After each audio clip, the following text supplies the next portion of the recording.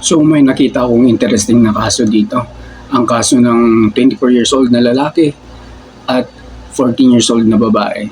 So yung lalaki ay 24 years old, yung babae 14 years old. Nagkakilala sila sa pinagtatabawang kantin ng lalaki. Yung nakababatang kapatid ng babae, sinabing may crush daw yung ate niya kay lalaki. Pinalaunan, nag-send ng friend request si girl, inaccept naman ni boy.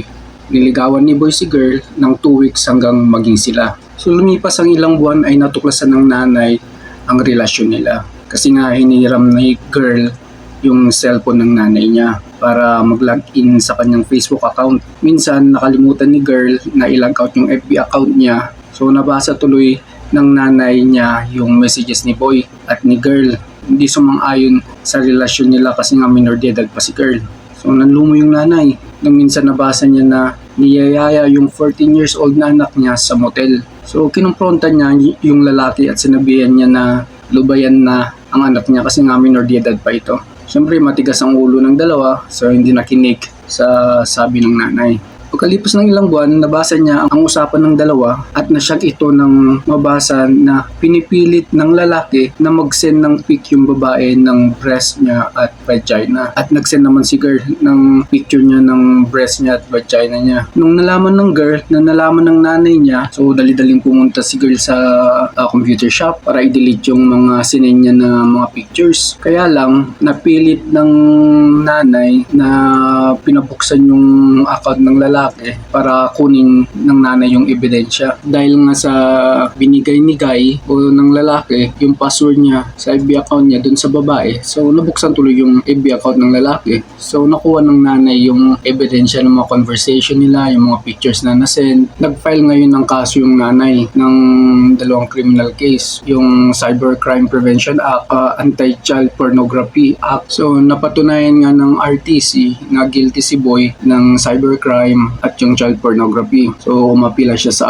Court of Appeals. So sumang-ayon yung Court of Appeals sa decision ng RTC. So umapila siya sa Supreme Court. So ang rason ni boy, dapat daw hindi pwedeng magamit na ebidensya yung mga nakalap kasi nga kinuha yun sa Facebook account na messenger niya. Sabi niya violation daw yun sa right to privacy niya. Dahil doon, yung mga ebidensyang nakuha ay hindi pwedeng gamitin sa korte. So ang sabi naman ng Supreme Court, hindi sila sang-ayon sa rason ng lalaki. Kasi nga ang right to privacy ay ginagamit para sa pribadong individual laban sa panghihimasok ng gobyerno at hindi sa pribadong individual laban sa pribadong individual. So yung mga nakuwang ebidensya ay hindi naman galing sa pulis na agent ng gobyerno, kundi galing sa nanay na isang pribadong individual. So yung right to privacy niya ay hindi sakop nun. Yung ebidensya na prinisenta ay sinangayunan ng babae na totoo sa korte. Isa pa, hindi naman nakuha yung ebidensya dahil sa nahack yung account niya, kundi dahil binigay niya yung password niya sa babae kaya nabuksan ng nanay yung account niya at nakuha ang ebidensya. Kaya yung expectation niya ng privacy ay limitado at walang violation ng privacy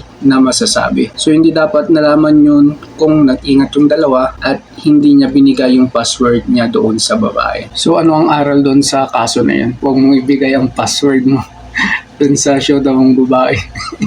Di, mahirap yun. Pag may minor de edad ka na girlfriend, so mahirap yun. Kaya isipin mo muna ang mga pinaggagawa mo. Kasi hindi kasi maiwasan yun. Meron talagang nangyayari sa tong buhay. Gaya ng kaso na yun na yung mas matanda, yung may mga edad na, tapos may mga shotang minor de edad ng babae, mga 13, 14, 15 years old na babae. So kung may ganun kayong mga shota, mag-ingat-ingat na lang kayo.